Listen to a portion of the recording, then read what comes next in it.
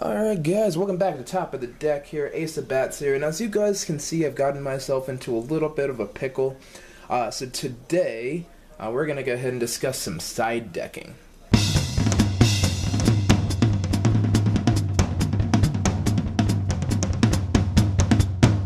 So today I had the Magnet Warriors against my ABC Metalfoes Super Combo deck here. And as you can see, I've gotten myself into a really bad position fighting the Magnet Warriors. So on this end of things, we got Berserkion, the Electro Magnet Warrior. They've got two Gorgonic Guardians and two Empyrean Magna, or one Empyrean Magnum, the BattleBot, as well as Mrs. Radiant over there. Against my Decode Talker, the Dragon Buster, Mithrilium. Unfortunately, I have nothing in my hand here. He's just been grinding my resources out with this Imperium over here. I can't possibly hope to get over this thing. I mean, I could Gorgonic Guardian. I could try and swing, but they can Gorgonic Guardian me, and Decode Talker's gonna try, and then Gorgonic Guardian again, and then I'm sure Empyrean. So they just got negates that out my negates, and there's just nothing else I can honestly do to deal with that. Is the problem. So running out of targets is the only trick. So I'm gonna have to say the Magnet Warriors have this first game, and now we're gonna have to discuss some side decking options. So for those of you that don't know, side decks are actually a 15 card, well, a 0 to 15 card stack of cards that you can use to modify your deck in between games. So obviously you have to go back to your standard layout after the first game, or after the match is over. You go right back to your standard layout, but then you can switch out as many cards as you want to up to the number of 15. So if I want to put all these in, I have to take 15 out of my main deck, and then I just replace them with these. So it's going to be good stuff here. And the thing about side decking is you do it for one or two reasons. One, because your opponent's deck has a weakness you want to exploit. So for example, pendulum decks have a severe weakness to anti-summon. They don't do well with anti-spell fragrance, so those are things that you can put in.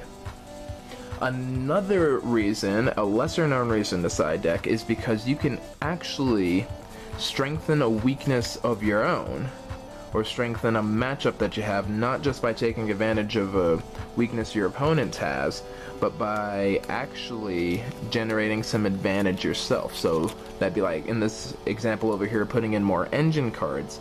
Like maybe I take out a Blackwing Gofu, and maybe I could pop in something like a Luster Pendulum that is going to get me more Metalfoes when I pop them in the scale right there, okay? So you can either make your strategy stronger, or you can weaken your opponent's strategy. So in this particular case over here, we ran into Empyrean Magnum, the BattleBot there. That's a very powerful card, and it's a hard boss monster to out. So I was thinking we could pop in a Kaiju engine here. And then because summoning it requires banishing, a lot of their main power play is the Electromagnet Warrior. So we're going to pop in some Lanceas, and we can pop in some Ghost Ogre and Snow Rabbits to kind of knock out those Gorgonic Guardians there. Let's see. Now, since most of the deck monsters are main deck there, I'd say Dimensional Barrier would be a bad choice to use. So these are probably going to be dead cards, even if they do have the materials for a fusion. They don't need to use their fusion. They can just XYZ over that, or they can just leave their two big boss monsters, and then they'll have two big monsters that I can't deal with, just knocking me out left and right. So the D barriers aren't going to help me any.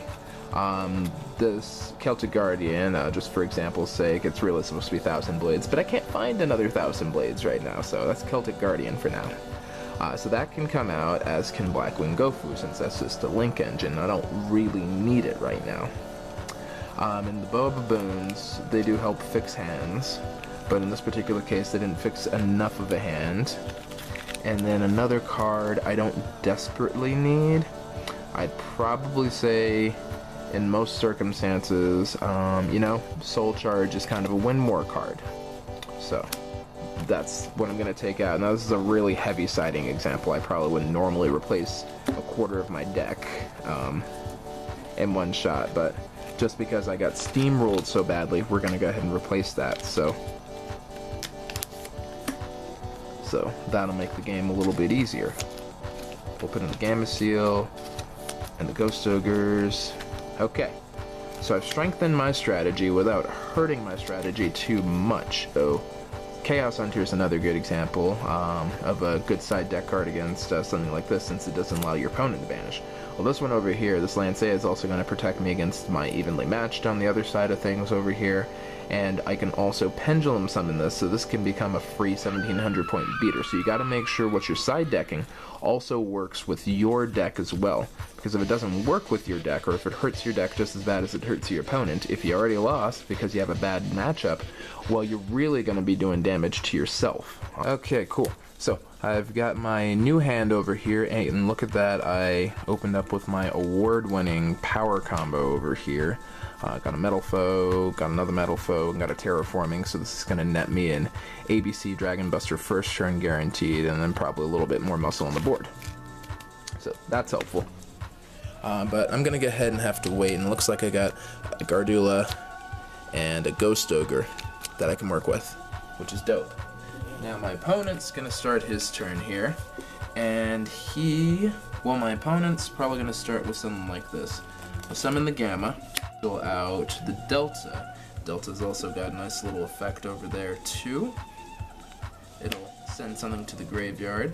Now on this, I can pop the Gamma and stop him from being able to do the Link Summon. Now obviously he still gets the effect, but it doesn't negate the effect, and this doesn't care if it stays on the field to resolve it.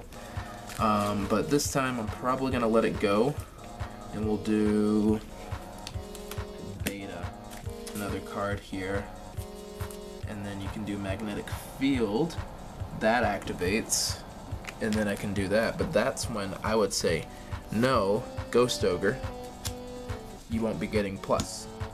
Does that necessarily mean that the game's over? No, but it hindered his strategy, so he's not going to be able to just get the Beta back, do another move, and then keep going from there.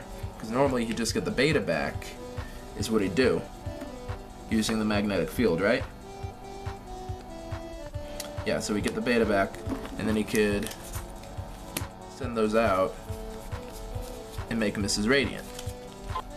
But he doesn't have that option now. So now that I've hindered his move, I've slowed him down, that gives me an opening too. So now he's going to have to pay his 2,000 life points, go with Ties of the Brethren. He gets some plus back for sure, yes. But now he doesn't have an Xyz play that he can do because he used Ties of the Brethren. I still have my cards in hand, so I drew my Kaiju here. And now I have the option to tag something out over there and knock it out with Gardula. But I'm not going to. I'm actually going to play my Terraforming. So I get my Union Hanger and activate that. And I'm going to search for Sea Crush Wyvern. Okay? We'll let Crush Wyvern out.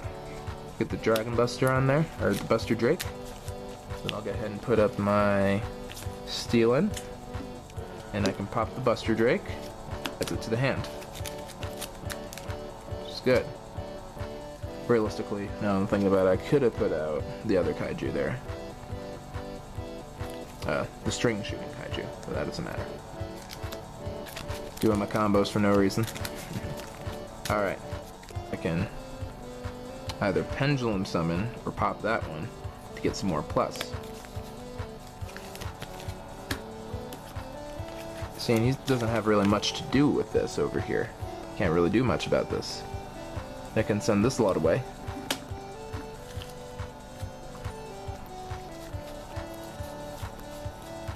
Make my Decode Talker, for example. Then I can also make my Dragon Buster.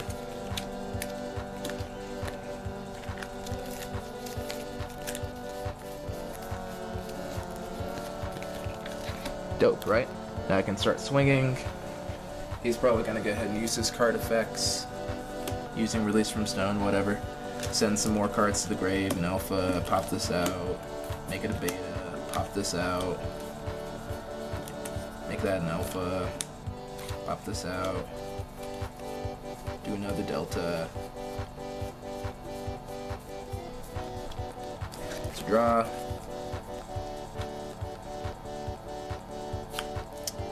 Put out the gamma, put out the alpha, search.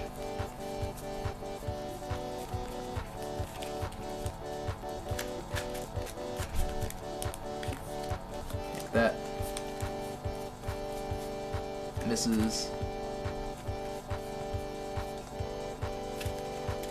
Here comes Valkyrian. That's how the momentum swings. Shing for Berserkion.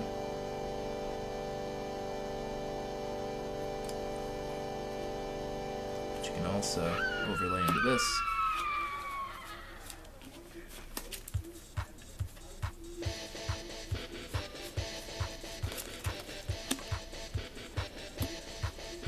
See, having that little bit of advantage really made a big difference, because if he had the Gorgonic at the start of things, it would have been in a really bad spot.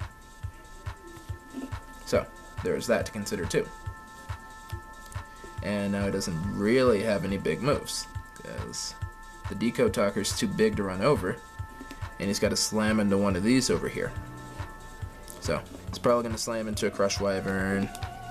That'll summon something, I'm sure. I got something attached to the Buster Drake. Oh, let's just assume it's another Buster Drake. No, let's assume it's Crush Wyvern, whatever, it doesn't really matter. So that helps. Good to go again. I draw, but since we know that this is going to be our big problem, we sacrifice that with this Kaiju that we drew. Boom. No more problems. Make that big monster right there. And we'll cut that power in half. The ABC monsters. And we'll make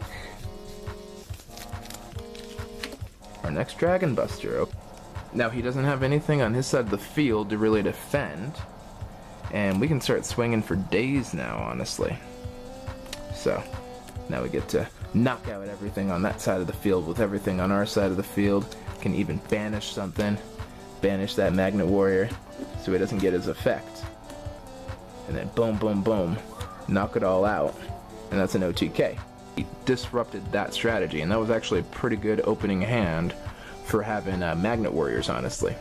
So, because we did have the right answers at the right time, we had a much easier time in this match, and we were able to end on our win condition and quickly defeat him before all these resources could be used against us. So there you have it. That's our little lesson on side decking and getting the right cards out there at the right time. Now, you're probably not always gonna draw into your god combos or anything like that. That doesn't make any sense. But, you know, if you do add the right cards in there at the right time, enough of them to the point where it doesn't hinder your overall strategy, you really do find that the duels swing more in your favor more often. So, little lesson there. Don't be afraid to side deck. If you don't know what to do, you gotta have a good look at your deck, have a good look in the meta. Know what you're fighting, and know what's gonna help you, and know the weaknesses of your deck. Feel free to take that. And on that on that bombshell, Ace of Bats signing out.